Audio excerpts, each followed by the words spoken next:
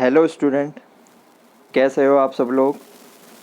Student, सबसे पहले तो मैं आप सबको सॉरी बोलना चाहता हूँ कि काफ़ी दिनों बाद मैं एक वीडियो लेके आ रहा हूँ। काफ़ी दिनों से मैं वीडियो नहीं बना पाया। एक्चुअली इसका रीज़न ये है कि आप सब लोगों के विशेष से मैं एक ऑफ़लाइन कोचिंग सेंटर बना रहा हूँ कॉमर्स के स्टूडेंट्स के लिए। तो जैसे ही ये स्टार्ट हो जाएगा तो जो आगरा के आसपास के स्टूडेंट हैं उनके लिए ऑफ़लाइन कोचिंग सेंटर अवेलेबल होगा, और इसके अलावा हम उस पर ऑनलाइन क्लासेस भी कंटिन्यू करेंगे। और जो फ्री रहेगी, यूट्यूब पर फ्री क्लासेस रहेंगी कॉमर्स की। और इसके अलावा हम लोग लाइव क्लासेस भी फ्री में बीच बीच में करेंगे ऑनलाइन स्टूडेंट के लिए। ठीक है, तो बहुत जल्द मैं आपको ये खुशखबरी दूंगा। ऑफ़लाइन सेंटर बहुत जल्दी स्टार्ट होने वाला है। इसके अलावा वीडियो शुरू करने से पहले मैं आप सबको और आपके परिवार को दीपावली की ढेर सारी शुभकामनाएं देना चाहता हूं।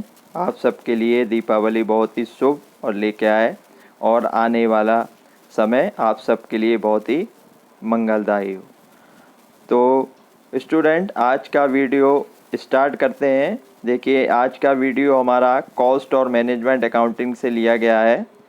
कॉस्ट एंड मैनेजमेंट अकाउंटिंग के पिछले वीडियो में हमने कॉस्ट अकाउंटिंग का इंट्रोडक्शन डिस्कस किया था।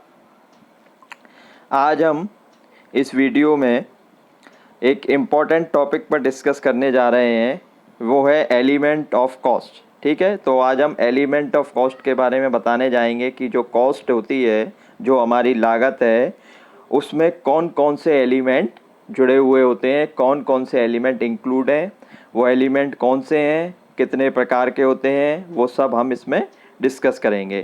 तो देर ना करते हुए शुरू करते हैं। लेकिन उससे पहले एक इम्पॉर्टेंट इन्फॉर्मेशन जो मैं आपको हमेशा देता हूँ, अगर आपको वीडियो अच्छा लगता है, अगर आपको वीडियो में कोई भी शिकायत है या कुछ भी आप लोग पूछना चाहते हैं, तो YouTube के कमेंट बॉक्स में आप लोग कमेंट कर सकते हैं।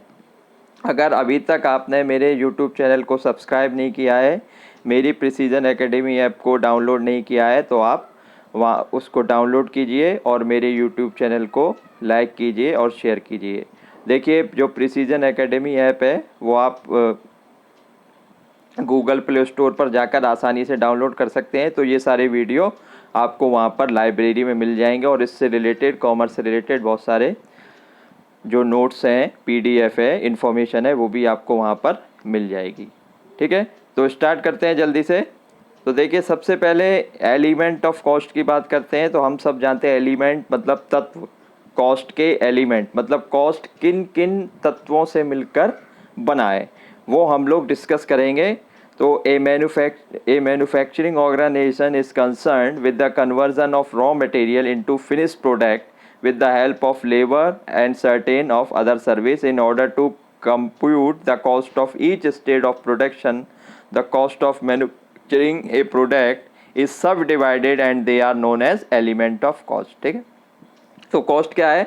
जो प्रोडक्ट, जो हमारा प्रोडक्ट है, उसके बनने में जो पैसा लगा है, जो हमारी लागत है, उसको हम क्या बोलते हैं? कॉस्ट, लागत।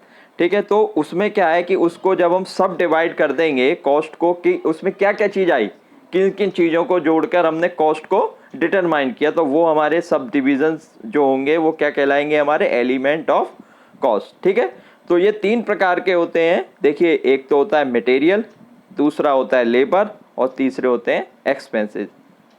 ठीक है, ये बहुत ही ईजी है। हम सब जानते हैं कि जो कॉस्ट, कोई भी प्रोडक्ट हमारा बनता है, तो प्रोडक्ट बनने में क्या, एक तो मटेरियल, एक दूसरा लेबर, और तीसरे एक्सपेंसेस। इन तीनों को जब हम जोड़ देते हैं तो वो हमारा क्या कहलाता है? कॉस्ट, किसी प्रोडक्ट की कॉस्ट। ठीक है, तो अब हम इनको सब डिवाइड करेंगे। आगे एक चार्ट है, मैं उसमें आपको दिखाऊंगा।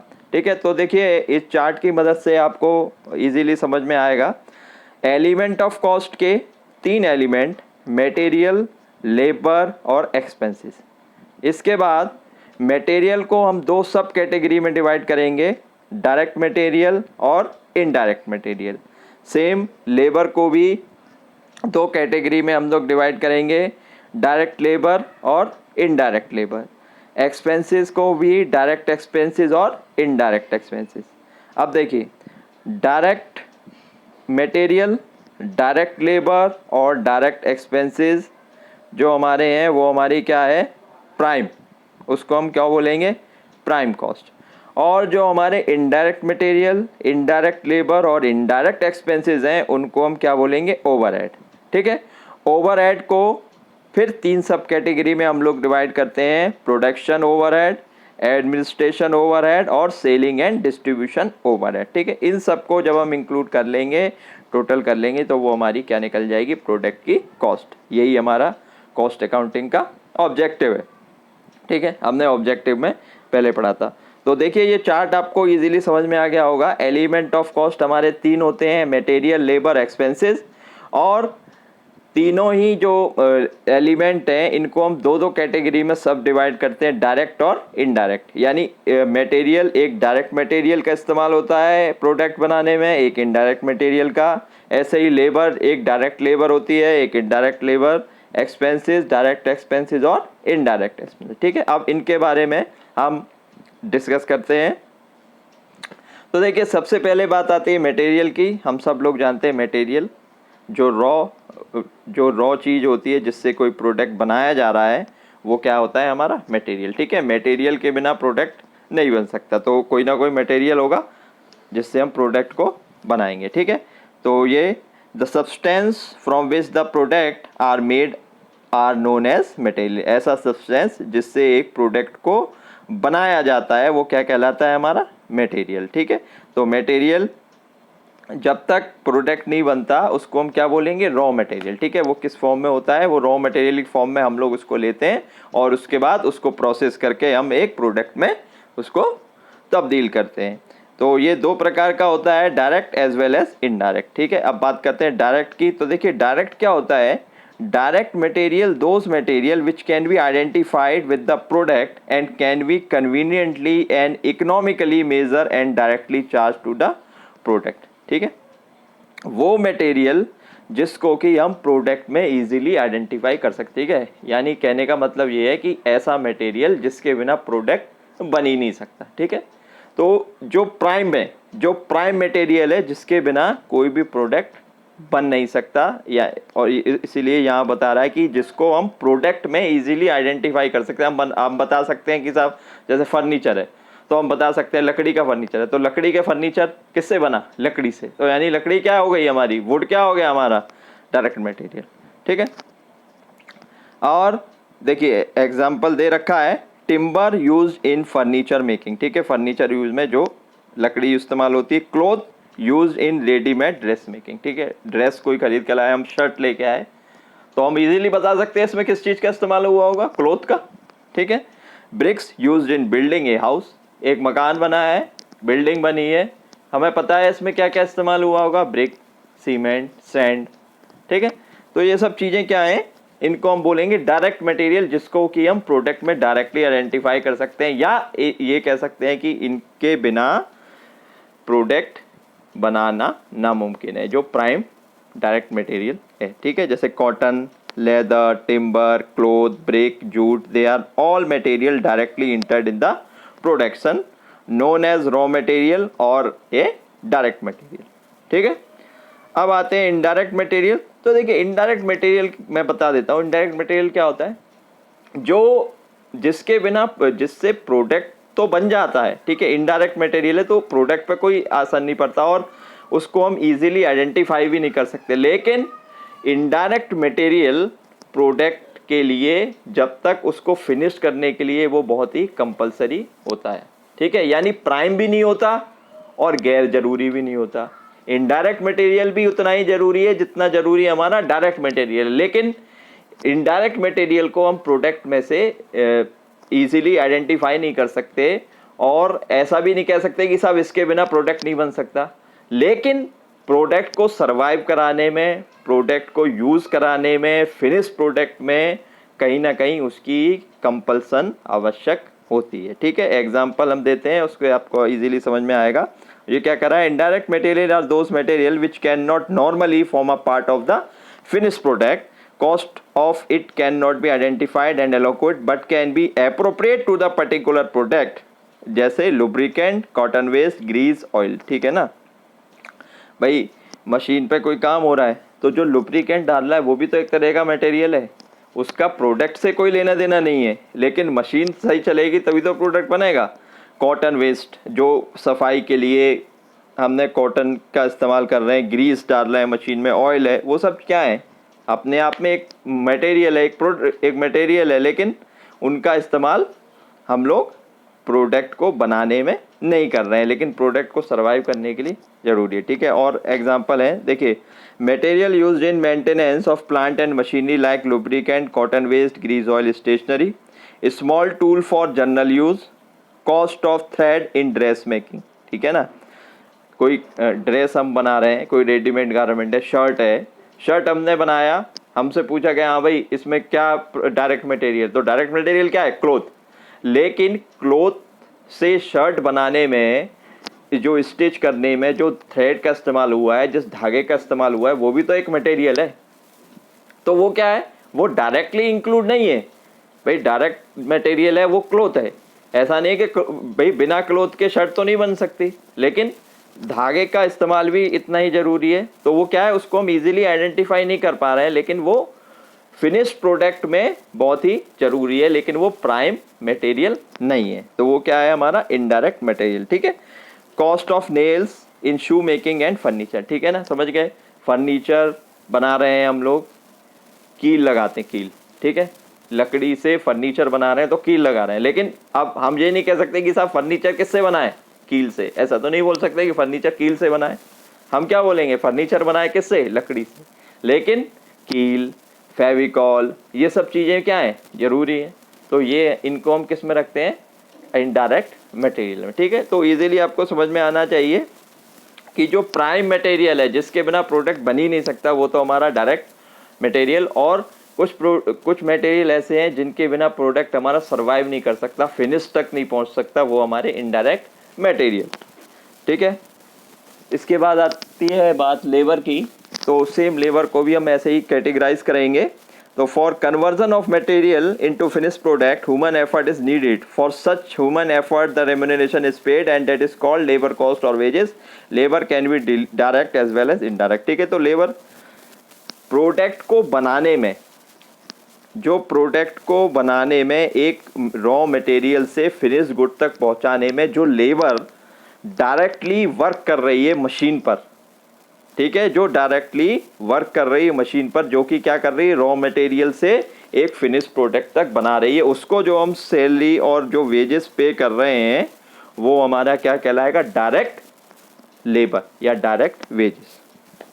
ठीक है, इसको भी दो कैटेगराइज में हम लोग डिवाइड करते हैं, डायरेक्ट और इनडायरेक्ट। तो जो हमारा कन्वर्जन है, ठीक है, एक रॉ मटेरियल से लेकर के और फिनिश प्रोडक्ट तक बनाने में जो भी कॉस्ट जा रही है, जो ह्यूमन रिसोर्स लगा हुआ है, उसको जो हम पे कर रहे हैं वेजेस के रूप में, सैलरी के रूप में, वो सब क्या है, हमारी लेबर कॉस्ट। ठीक है, अब इसको भी दो कैटेगरी में डिवाइड किया गया है, डायरेक्ट और इनडायरेक्ट।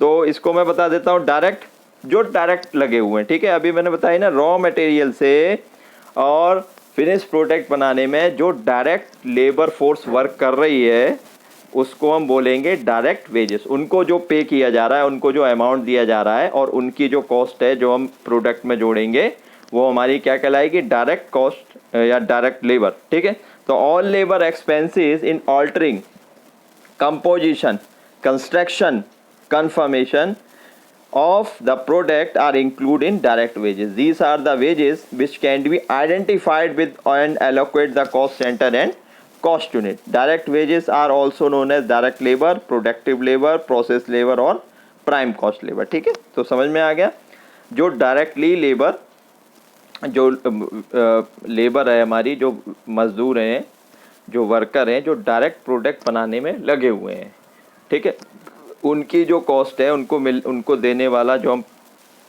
पे कर रहे हैं, वो हमारी क्या कहलाएगी, डायरेक्ट लेबर। इसको हम प्रोडक्टिव लेबर, प्रोसेस लेबर भी बोल सकते हैं। ठीक है, एग्जांपल देखें, आपको इजी समझ में आएगा। Carpenter engage in furniture making. ठीक है ना, तो फर्नीचर बनाने का काम किसका है? कारपेंटर का। तो कारपेंटर एक फर्नीचर बना रहा है तो उसको जो पे हो रहा है वो क्या कहलाएगा? हमारा डायरेक्ट वेजेस, क्योंकि कारपेंटर का काम है फर्नीचर को बनाना, वो डायरेक्ट अपने हाथों से मशीन से उस प्रोडक्ट को बना रहा है।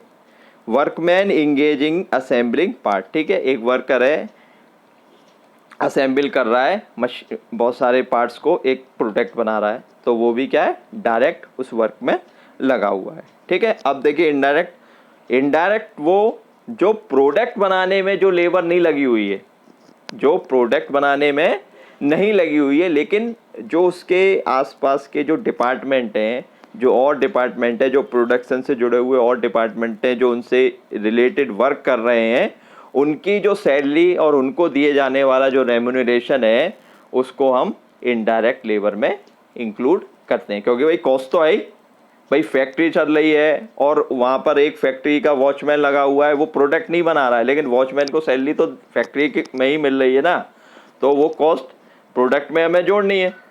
तो this is not a direct, this is indirect cost. तो इस तरह की जो कॉस्ट है, जो डायरेक्टली जो वर्कर प्रोडक्ट बनाने में लगे हुए हैं उनको जो पे किया जा रहा है वो हमारी डायरेक्ट लेबर कहलाएगी। और जो उसके सबॉर्डिनेट स्टाफ हैं, जो डायरेक्ट प्रोडक्ट बनाने में काम नहीं कर रहे हैं, लेकिन जो आसपास के डिपार्टमेंट पे जो वर्क करने में हेल्प उनसे मिल रही है, ऑफिस वर्क है, फैक्ट्री का ऑफिस है, क्लर्क हैं, ठीक है, वॉचमैन है, इन सब की जो सैलरी और जो वेजेस है वो भी हम लोग इंक्लूड करते हैं, लेकिन not as a direct, it is include only in indirect labour, ठीक है। तो ये इसमें बता रहा है labour employed for the purpose of carrying out work identical to product और service are called indirect labour. These wages cost can not be allocate but which can be appropriate to absorb by the cost centre और cost unit, ठीक है। तो देखो इसमें लिखा है labour cost of idle time, over time, holiday, ठीक है। लेबर को ज़्यादा समय के लिए उसने ओवर टाइम किया, उसके लिए पैसे दिए, तो ओवर टाइम के लिए, ठीक है। हॉलीडे के नीचे wages and salary of clerical and managerial staff, salesman, ठीक है। अब जो क्लैरिकल स्टाफ है वो प्रोडक्ट नहीं बना रहा, लेकिन उसको जो सैलरी दी जा रही है वो भी तो कॉस्ट का हिस्सा है, फैक्ट्री से जुड़ी हुई है, ठीक है। मैनेजरियल स्टाफ है, फैक्ट्री को जो मैनेज कर रहा है उसमें जो मैनेजरियल, उसको जो सैलरी दी जा रही है, सेल्समैन है प्रोडक्ट को बेचने में, तो वो सब चीज़ें कहाँ हैं? इनडायरेक्ट लेबर में काम करती हैं, तो वो भी प्रोडक्ट की कॉस्ट में हम लोगों को जोड़नी है, तो उसको हम किस रूप में जोड़ेंगे? इनडायरेक्ट लेबर में, ठीक है। अब आ जाइए एक्सपेंसेस। तो सेम एक्सपेंसेस के केस में डायरेक्ट और इनडायरेक्ट। तो एक्सपेंसेस सभी जानते हैं, प्रोडक्ट बनाने में जो खर्चे हम लोग कर रहे हैं वो एक्सपेंसेस उनको कहते हैं। ये डायरेक्ट भी हो सकते हैं और इनडायरेक्ट भी। तो डायरेक्ट कौन से होते हैं? जो डायरेक्टली जिनको हम प्रोडक्ट की कॉस्ट में जोड़ते हैं, आइडेंटिफाई कर सकते हैं, जैसे excise duty, royalty, production cost of special drawing, ठीक है। ये कब लगते हैं? ये प्रोडक्ट के बनने पर ही लगते हैं, ठीक है। एक्साइज ड्यूटी प्रोडक्शन पे लग रही है, रॉयल्टी प्रोडक्शन पे लग रही है, cost of special drawing and design, जो कोई प्रोडक्ट की ड्राइंग और डिज़ाइन जो हमने बनाया उस पे जो लग रही है, तो वो हमारी क्या हो गई? वो सीधे प्रोडक्ट में जोड़ी जाएगी, तो वो क्या हो गई? डायरेक्ट एक्सपेंसेस, ठीक है, जो प्रोडक्ट में जोड़ी जाएगी, जो प्रोडक्ट के प्रोडक्शन से जुड़ी हुई है। इनडायरेक्ट, बाकी जितने भी एक्सपेंसेस हैं जो हम कर रहे हैं वो सब हमारे क्या कहलाएंगे? इनडायरेक्ट एक्सपेंसेस, ठीक है। तो डायरेक्ट के लिए केवल जो प्रोडक्शन से जुड़े हुए जो भी खर्चे हैं वो हमारे क्या कहलाएंगे? Direct expenses. बाकी जितने भी एक्सपेंसेस हम लोग कर रहे हैं वो सब हमारे किस कैटेगरी में जाएंगे?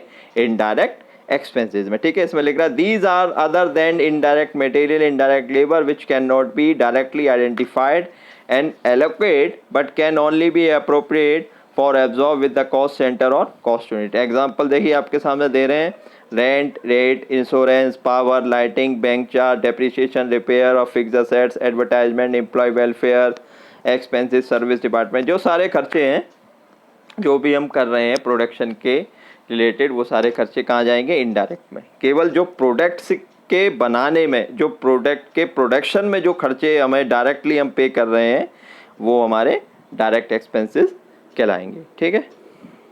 अब बात आती है इनडायरेक्ट कॉस्ट जो मैंने शुरू में बताया था कि तीनों ही इनडायरेक्ट कॉस्ट को जब हम जोड़ते हैं तो वो हमारे क्या कहलाते हैं, ओवरहेड्स। ठीक है, तो वो ओवरहेड के बारे में मैं आपको बता दे रहा हूँ। All expenses other than the direct material cost, direct labour cost and direct expenses are also known as indirect expenses और ओवरहेड। ठीक है, जितने भी इनडायरेक्ट मटेरियल, इनडायरेक्ट लेबर और इनडायरेक्ट एक्सपेंसेस को अगर हम इंक्लूड कर दें तो जो हमारे पास आएगा उसको हम क्या बोलेंगे, ओवरहेड या इनडायरेक्ट कॉस्ट। ठीक है, अब वो कौन कौन सी होती है ये आप सुनिए, इसको क्लासीफाई करते हैं।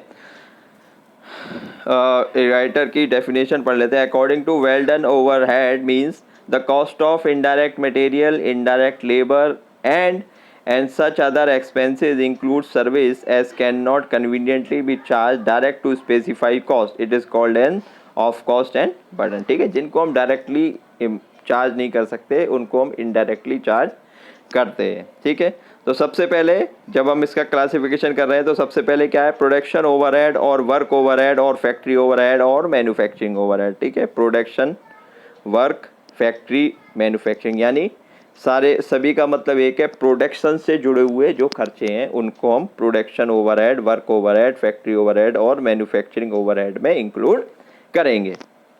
ठीक है, तो कौन कौन से होंगे वो, indirect material, indirect labour, direct factory expenses, rent, power, depression, repair, lighting, heating in the factory. ये सब किससे जुड़े हुए हैं, फैक्ट्री से। ये फैक्ट्री के जो अंदर जो प्रोडक्शन चल रहा है वहाँ के खर्चे हैं जो कि हम इनमें इंक्लूड करेंगे, किसमें, प्रोडक्शन ओवरहेड में। Welfare and medical expenses of factory employ. ठीक है, तो ये हो गया हमारा पहला क्लासिफिकेशन, प्रोडक्शन ओवरहेड। दूसरा एडमिनिस्ट्रेशन यानी ऑफिस के खर्चे, तो जो ऑफिस जुड़ा हुआ है वो ऑफिस के सारे खर्चे हम इसमें इंक्लूड करेंगे। It consist all expenses include in formulating the policies, directing the organisation and controlling the operation. जो एडमिनिस्ट्रेशन डिपार्टमेंट है जो कंट्रोल कर रहा है, एडमिन कर रहा है, उनके जो भी खर्चे हैं, ऑफिस के जो भी खर्चे हैं वो हम इसमें इंक्लूड करेंगे एडमिन ओवरहेड में। Office expenses including rent, tax, lighting, printing, stationery, insurance, postage, telegram, telephone, bank charge. ठीक है, देखिए जो रेंट है, अगर फैक्ट्री रेंट है, फैक्ट्री से रिलेटेड कोई एक्सपेंसेस है तो वो अभी हमने जो शुरू में देखा फैक्ट्री एक्सपेंसेस में हम लोग लिखाते हैं। और अगर ऑफिस से रिलेटेड कोई भी खर्चा है तो वो हम कहाँ रखते हैं, ऑफिस, ये हमें याद रखना है। ठीक है, सेलिंग ओवरहेड, ठीक है, प्रोडक्ट को बेचने में जो भी खर्चा हो रहा है, advertisement, salesman, van, production, advertisement van, जो भी खर्चा हो रहा है वो सब कहाँ हमारा जाएगा, सेलिंग ओवरहेड में। ठीक है, तो it is cost to the seeking of create the stimulate demand of the securing order. In other word, all expenses in securing and relating customer from the product are selling expenses since they have spent on creating and maintain demand of production. Salary of sales manager, commission, traveling expenses, showroom expenses, expenses of sale promotion, gift। ठीक है ना, सब समझ में आ गया। Gift दिया promotion के लिए, सैंपल दिए, ठीक है, सेल्स मैनेजर का सैलरी, कमीशन पे रख रखा है प्रोडक्ट बेचने के, तो सारे एक्सपेंसेस जो अगर हमारा सेल्समैन कहीं बाहर जाता है तो उसको जो हम ट्रेवल एक्सपेंसेस पे कर रहे हैं वो सब, शोरूम का एक्सपेंसेस वो सब किस में जाएंगे, सेलिंग ओवरहेड में। ठीक है, लास्ट में हमारा आता है डिस्ट्रीब्यूशन। डिस्ट्रीब्यूशन का मतलब प्रोडक्ट को डिस्ट्रीब्यूट करने में, प्रोडक्ट को फाइनल रिटेलर तक पहुंचाने में जो हमारा खर्चा है, डिस्ट्रीब्यूशन का जो भी खर्चा है वो हमारा किस में आएगा, डिस्ट्रीब्यूशन ओवरहेड में। These are the expenses concerned with the delivery and dispatch of finished good to consumer. In other word, it is the expenditure incurred from the time the production is complete until the reach its destination। ठीक है, destination तक पहुंचाने का जो खर्चा है क्या क्या है, सेल्समैन, सैलरी, कमीशन, बोनस। ठीक है, जो सेल्समैन इसको पहुंचा रहा है उसकी सैलरी, कमीशन, उसका बोनस, एडवर्टाइजिंग, वेयर हाउस, माल हमने जहाँ रख रखा है वहाँ की लाइटली स्टाफ, वहाँ की स्टाफ की सैलरी, डिलीवरी वैन जिससे हम डिलीवर कर रहे हैं, और उस डिलीवरी वैन से जुड़े हुए जितने भी एक्सपेंसेस हैं, जो डेप्रिसिएशन और ये सब जो एक्सपेंसेस हैं वो डिलीवरी वैन से जुड़े हुए हैं। ठीक है, तो ये हमारा क्या है, डिस्ट्रीब्यूशन। तो इनको देखिए बहुत ही आसान जो आपका टॉपिक था, एलिमेंट ऑफ कॉस्ट और इनडायरेक्ट कॉस्ट, इनको बहुत जब हम कॉस्ट शीट बनाते हैं तो ये एलिमेंट हम लोगों के बहुत काम आएंगे, ठीक है। इसी के आधार पर हम लोग एक कॉस्ट शीट, कॉस्ट स्टेटमेंट का निर्माण करते हैं। तो आपको अगर ये बहुत अच्छी तरह से समझ में आ गया तो आप कॉस्ट स्टेटमेंट बहुत ही आसानी से बना सकते हैं, ठीक है। आने वाले वीडियो में मैं आपको कॉस्ट स्टेटमेंट बनाना भी सिखाऊंगा और क्या क्या उसमें ऐड होते हैं वो सब मैं आपको बताऊंगा, ठीक है। इसके बाद देखिए लास्ट टॉपिक हमारा, कुछ ऐसे एक्सपेंसेस हैं जो कि कभी भी हम कॉस्ट में इंक्लूड नहीं कर सकते, वो हमें मालूम होनी चाहिए, ठीक है। गलती से हम लोग उसको इंक्लूड कर लेंगे तो हमारा कॉस्ट स्टेटमेंट क्या होगा, गलत हो जाएगा, ठीक है। तो कौन कौन से हैं, एक तो कैपिटल एक्सपेंडिचर, कोई भी फिक्स असेट्स खरीदी, बिल्डिंग, प्लांट, मशीनरी, फर्नीचर ये खरीदी, इनको हमें नहीं करना है। ये हमारे कहाँ के हैं, फाइनेंशियल कॉस्ट, ये हमारे फाइनेंशियल अकाउंटिंग में हम लोग इनको इंक्लूड करते हैं, P&L और इनमें ट्रेडिंग में, ठीक है। तो ये हमारी कॉस्ट स्टेटमेंट में नहीं आएंगे। Capital loss, loss on sale of fix assets, abnormal loss, goodwill, written off preliminary expenses, loss due to strike, transfer to any reserve, income tax, dividend, bonus, share holders, expenditure of raising long term fund, discount on issue of share, debenture, brokerage, underwriting commission, interest on debenture, interest on own capital, और pure finance expenses, cash discount, interest on loan, interest on investment, rent receive, donation, charity, capital expenditure, ठीक है। तो जितने भी ये expenses हैं आपने देखा, इनका कॉस्टिंग से कोई लेना देना नहीं है, इनका प्रोडक्ट कॉस्ट से कोई लेने देना नहीं है, ठीक है। तो प्रोडक्ट की कॉस्ट से कोई लेना देना नहीं है, तो इसका मतलब क्या हुआ कि इनको हम लोग कॉस्ट में इंक्लूड नहीं करेंगे। ये फाइनेंशियल एक्सपेंसेस हैं, इनको हम फाइनेंशियल स्टेटमेंट में डालते हैं। यहाँ पर हम बात कर रहे हैं कॉस्ट की और कॉस्ट स्टेटमेंट की, तो वहाँ पर केवल हम प्रोडक्ट के एलिमेंट से जुड़ी हुई जो भी कॉस्ट है, प्रोडक्ट को बनाने में, बेचने में, डिस्ट्रीब्यूट करने में, सेल्स करने में जो भी खर्चे हैं, केवल वही हम यहाँ पर इंक्लूड करेंगे, ठीक है। उम्मीद है आपको ये वीडियो बहुत समझ में आ गया होगा, और फिर भी अगर कोई दिक्कत है तो आप कमेंट बॉक्स में कमेंट कीजिए, मैं उसके बारे में आपको बताऊंगा। आपको वीडियो कैसा लगा लाइक कीजिए, शेयर कीजिए, और अब अगर अभी तक आपने मेरा यूट्यूब चैनल सब्सक्राइब नहीं किया है तो इसको सब्सक्राइब कीजिए, और गूगल प्ले स्टोर पर जाकर आप प्रिसीजन एकेडमी ऐप डाउनलोड कर सकते हैं। बहुत ही जल्दी आपको खुशखबरी मिलने वाली है, मैं ऑफ़लाइन सेंटर स्टार्ट करने जा रहा हूं, तो वहां पर आप लोगों को ऑफ़लाइन क्लास मिलेगी। इसके अलावा हमारी यूट्यूब की वीडियो, फ्री वीडियो चलती रहेंगी जो आपको ऐप पर और हमारे यूट्यूब चैनल पर मिलती रहेंगी, ठीक है। अगर इसके अलावा किसी को कोई भी कुछ पूछना है या कुछ कमेंट करना है तो हमारे कमेंट बॉक्स में डाल सकते हैं, और प्लीज़ इसको वीडियो को शेयर कीजिए, ये आपके लिए बहुत काम आएगा, ठीक है। और जो लोग अब अंडर ग्रेजुएट और पीजी की क्लासेस लगभग सभी कॉलेजों में स्टार्ट हो चुकी हैं, तो अभी से आप लोग उसकी तैयारी में लग जाइए, जिससे एग्ज़ाम के टाइम में आप लोगों को ज़्यादा बर्डन ना आना पड़े और आप अच्छे मार्क्स से क्वालिफाई हो जाएं इजीली, ठीक है। तो अभी से आप लोग अपनी स्ट्रेटजी प्लान कीजिए और स्टडी में लग जाइए, ठीक है। Thank you.